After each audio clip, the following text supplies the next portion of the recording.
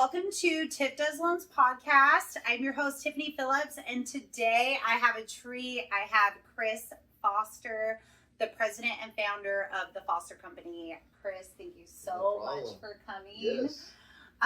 So me and Chris actually met, not at an event, through a mutual friend of mine that she had transferred over to your company, and it was like truly amazing. She's always good vibes, but kind of the environment that she was in just wasn't really fueling her, and it has been so amazing to see now she's just thriving and just at her top. And I've known her for a long time, and it's just so incredible.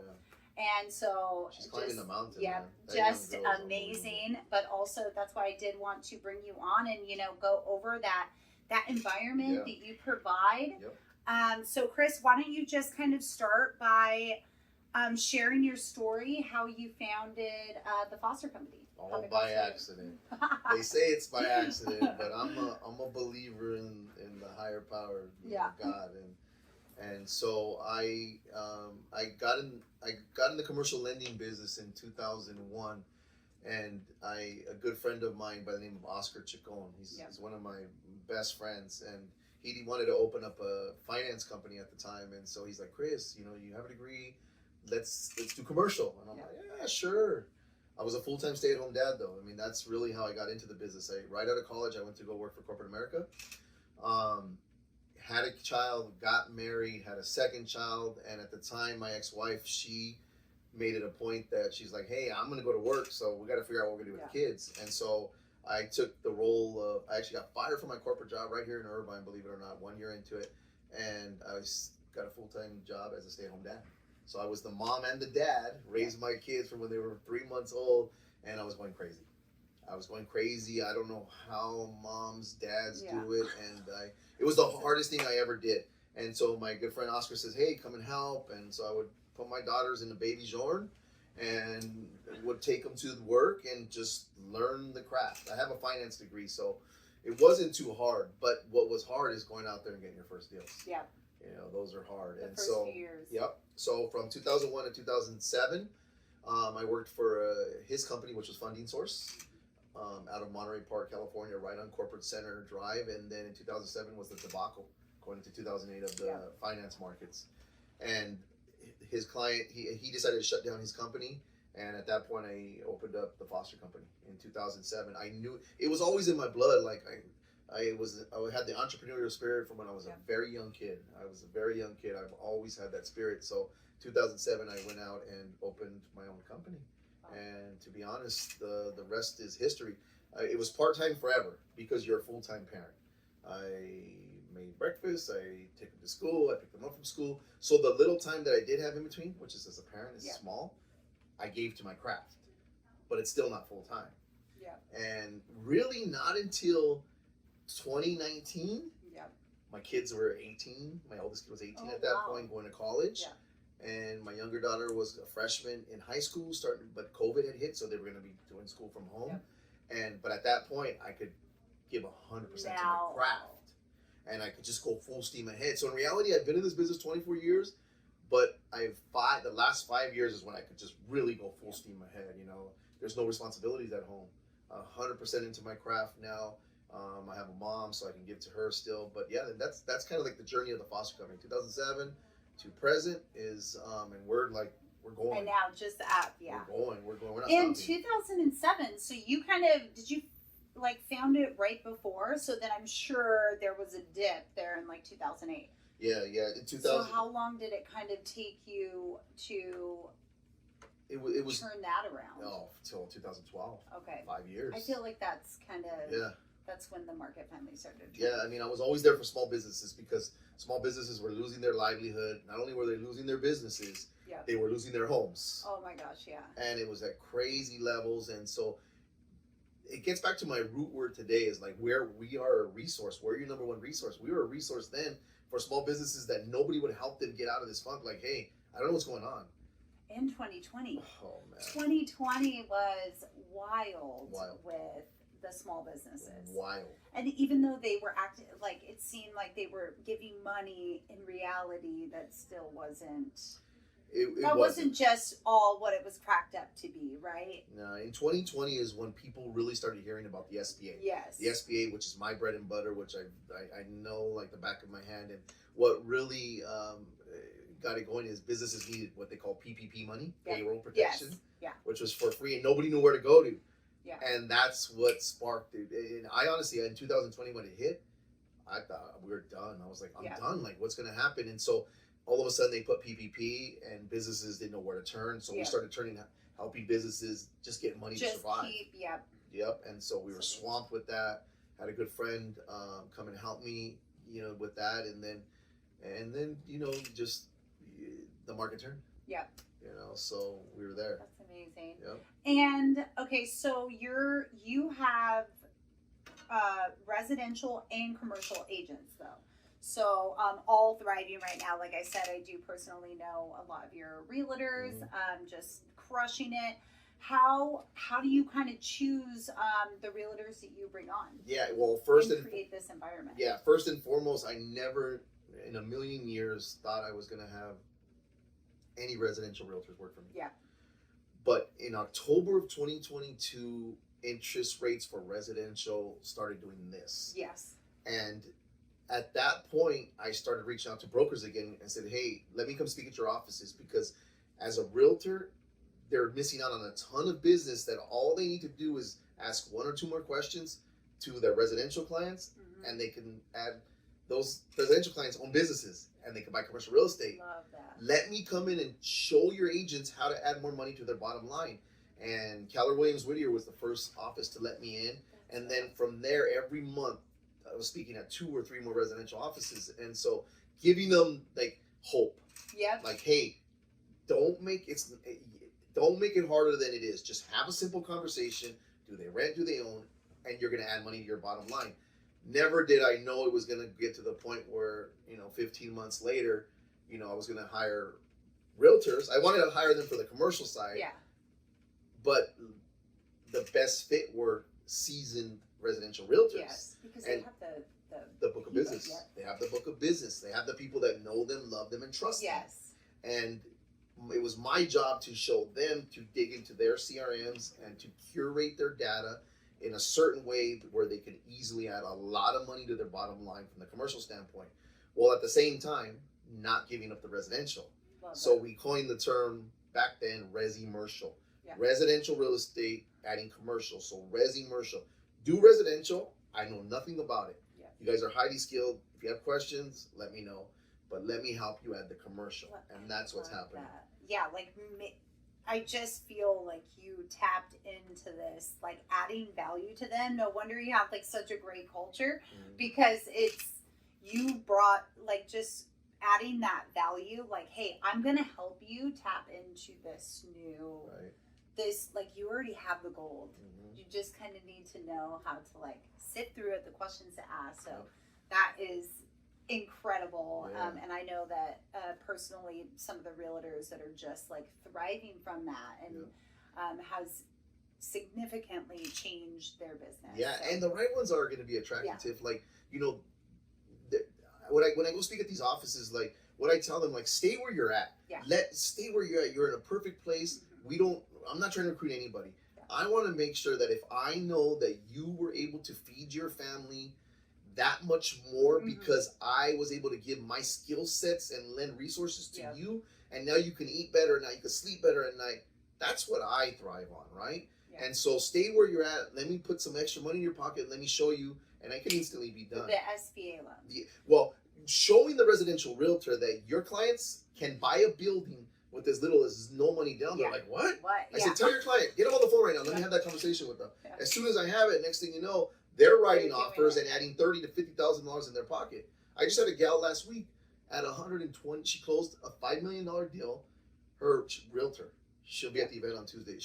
Her commission was $128,000. Wow. We called her to congratulate her. Hey, we're gonna be cutting your check. She started crying. She's like, Chris, this is life changing for me. This client, he's been my client. I never knew just to ask him that one question. And then so it turns out she closed that deal 2 weeks ago. She got a $2.5 million deal in escrow already. Oh my god. Another 50 grand. Like that. So She made just 200,000 in that. 60 days. Wow. Yeah, Yeah, and it's that there. is And that's how awesome. easy it really is. And that's amazing. That's but my that excitement. that you open this door for them. Because there. I mean, it could have been open before. Like nobody ever took that time and like, you know, went to the offices and, you know, kind of blended. Because really what you did was you kind of blended the two worlds. Mhm.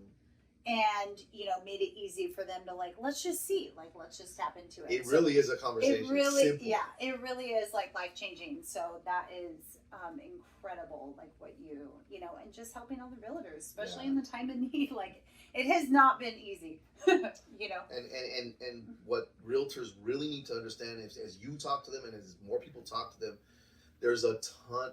The commercial market. The big commercial firms, they're going to make you as a realtor, they're going to scare you. Yeah. You can't do it. No, it's too hard. Don't No, let them it's scare you. The where they're screwed, the big firms are screwed is for a long period of time, they could just serve the corporate clientele. Mm-hmm. The USC, UCLA grads, they're just going to serve the corporate clientele. Well, what they didn't realize that we realized as realtors and residential loan officers, you all are talking to the blue collar workers. Yeah. The guys that they chose forever not to talk to, yeah. The realtors are in position to service those. And now because you haven't talked to them for 24 years, those were all the deals. Those are the deals that are getting done and growing. And now you're trying to step into this world. It's too late. Yeah. The realtors will answer their phones Yeah. after 5. The commercial guys don't. Most of them. No. They answer their phone on weekends. Realtors do. Commercial kinds don't. Yeah. And that's the service that the blue collar business owners need. Because that's when they're available. That's when like, they're you available. Gotta be, if you're in this industry, like you have to be. I mean, that's one of my my most valuable. Like, hey, I'm going to be available, and I let them know. I give them my cell phone. I'd rather you just ask me the question than go anywhere else. Right. Just shoot me a text. Right. You know, and I could probably answer it in a couple of minutes. So, I mean, I feel like most of us have had that, like, that open availability that you do need to. But definitely, I think that puts us ahead. I mean, I'm the same way with, like, retail. Like, if you go with, like, a independent, you're definitely going to have more availability, more transparency. I mean, I'm going to be able to... I'm gonna want to show up for you too. Like I ain't getting fed until until we close. That's right. You know, I don't have a big engine feeding me. Like I'm gonna, you know, we're in this together. So, kind of to go over the market. So you mentioned before, like about the commercial. I did want to dive into you about that. Because that is a bit of a different world. I've kind of talked to a lot of realtors. You know what's going on with the residential, but what do the investors, like, what should they expect now that those rates have lowered? Like, are they going to be affected? Is this, like, how is it going to benefit them? So there's 2 types of industries and 2 types of lending that goes on in this world. There's the SBA world, where a business can buy a piece of commercial real estate for their business with 0 to 15% down. Okay, it's all based on their business tax returns. Then the other world is me as an investor. I want to buy this building, but it's all based on the cash flow of that building. Today's market, that's calling for, in California, you're having to put down 40 to 70% down.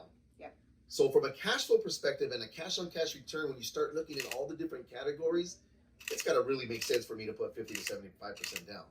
Right? So it's more of the 1031 world where you're exchanging is more of this investment world that's happening. But your question was, our interest rates, how is that affecting? Yeah, like how would that affect? Yeah, well, over the last 2 years, interest rates were up. Yeah. And as interest rates are higher, the cost of money is more expensive. Yeah. So my investment over here, because the cost of money is more expensive, the values have come down. So on commercial investment properties, we're seeing values go down, which in turn, what does that mean in that world? Cap rates go up. When cap rates go up, values go down, and that's what's happened in this world. I mean, you see articles all over the nation. This guy bought a building 3 years ago for $50 million. It's now being sold for $5 million across the board. You could just easily Google it. I have heard that. So commercial is kind of going down. Is it because it's a lot of like office and like The office, so there's all the different asset classes. The office asset class is being demolished. The Okay. values from the step. Yeah. Industrial is not being affected as much. Yeah. Retail in some cases is being affected, but yeah, for the most part, the office asset class is just being Yes. hammered completely. So It's very hard to been get hard done. to find any type of funding, Oh, or yeah. that's like not like like 13% or Yeah. something. Yeah, Because anything, I know I've told my clients like go look for like a residential but like multiple unit, Yeah. because then I can get that pricing. that you need. Yeah, For the 4 units like and below. the pricing. Well, and not just that I need like the pricing that they're expecting. Like they still want like kind of DSCR pricing on, like I'm like the office just isn't going as fast as it was. Like I mean, pretty much we could do everything. I mean, it's just not the same investment that it used to be. Mhm. So it is pretty wild. So commercial's kind of going down. The residential though is still going up. Yeah. And then for your SBA, so are they purchasing? Do they have to already have a business They do. to do that? For Okay. the most part. For the most part. For the most part, are there exceptions? Can you be a startup business Mhm. and get an SBA loan? The short answer is yes, Mhm. but you always take 2 steps back and look at it from a risk standpoint. Is there more risk because you're a startup? Yes. So I say, how do I alleviate that risk? Well, do you have a home that I could put a second position on your home so that I'm protected? Yep. So there's other ways to eliminate the risk so that I can get you a loan for startups. But for the most part, we like you to have been in business at least 1 year, but 2 years helps. Okay. Yeah. And then what if they want to buy just a business, Yeah, has no real problem. estate? So they could do that. They can get like an SBA loan, one that's already, as long as it's been running successfully. Yeah. So what we do, you could use the SBA loan for what we refer, the term is business acquisition financing. I want to buy a business without the real estate. I just want to buy the business. You can use what's called the SBA 7A loan Okay. with as little as 0 to 20% down. It's a shorter term, so it's a 10-year term. If you're buying the commercial real estate SBA, it's 25-year term.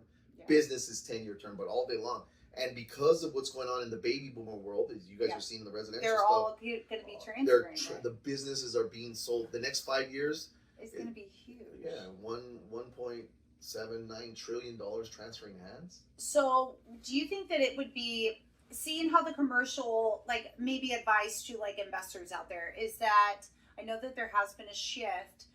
Yes, real estate I know is still one of the best investments, but because what's going on with these like boomer transfers in the next 5 years, is it maybe more valuable to them to start looking into like purchasing a business and with real estate or not, Yeah.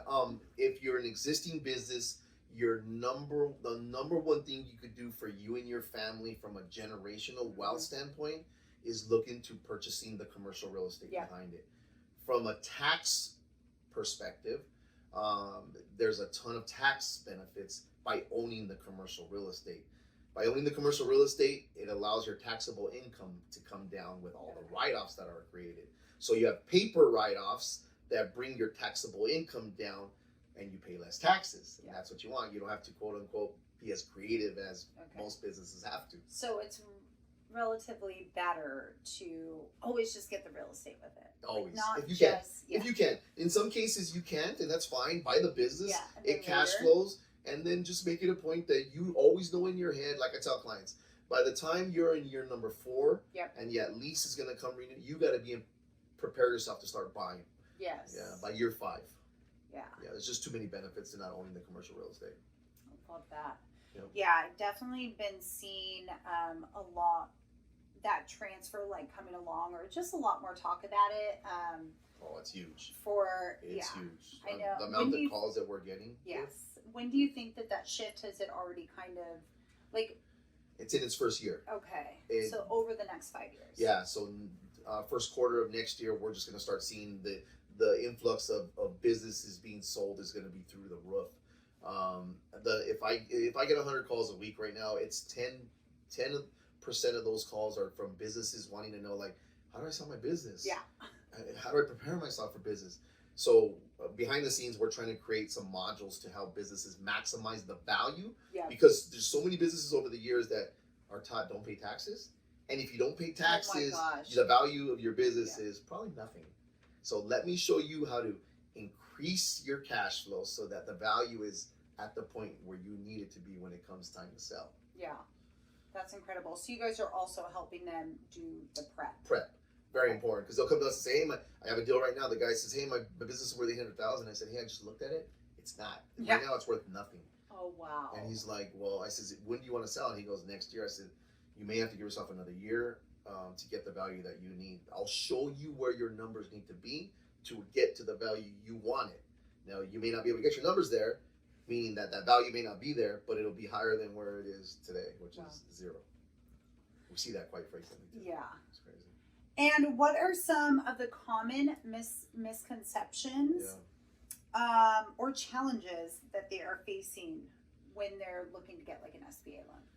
Well, business owners in general are taught that to not pay taxes, so they think they don't qualify. And what I'm here to tell you is that we live in California, the highest tax state in the nation, and I understand why you, as a business, don't want to pay taxes. We get it. But just because you don't pay taxes doesn't mean that you don't qualify. That's the number one stigma out there. Is, I don't show any gains, so that means I don't qualify. No. 90% of the deals we do are for the blue collar workers that don't show the profits. We can show them how to do what's a projection based deal where we project their income out for 5 years to get them to qualify. Oh, that's good. Yeah, and so that's very important. So when you say not do their taxes, are you referring to like they're writing everything off? Yeah, there you go. That's right. So basically, showing zero or losses. Well, yeah, I get it too. I'm like, when they bring me their tax returns, I'm like, and I've seen it at both. It really just depends where you want to put your money into, because either you're going to give it to the IRS and claim everything, or you're going to do like a bank statement loan and put 20% down. So in all, it just kind of like depends where you want to put it. I tell the clients that all the time. I have a client that for 18 years, he's been in business and he hasn't paid tax. He hasn't had to pay any taxes. Yeah. And I say, hey, listen, like you're going to have to pay a little bit higher interest rate, but so what? But you keep it, and it goes into your, it's your equity rather than, it's all kind of the same amount, I believe, like, but roughly it just depends, like where do you want to put it. So, but it is pretty wild, because I have seen, I had one client that was like, I did their taxes or used their tax returns and they did not qualify. It was like, they were only giving them like $1,000. And then, but their bank statements are like fire, So then they were giving them, they would only give them 50%, but it was still like $160,000 in a year. And I was like, wow, or a month. It was $160,000 a month.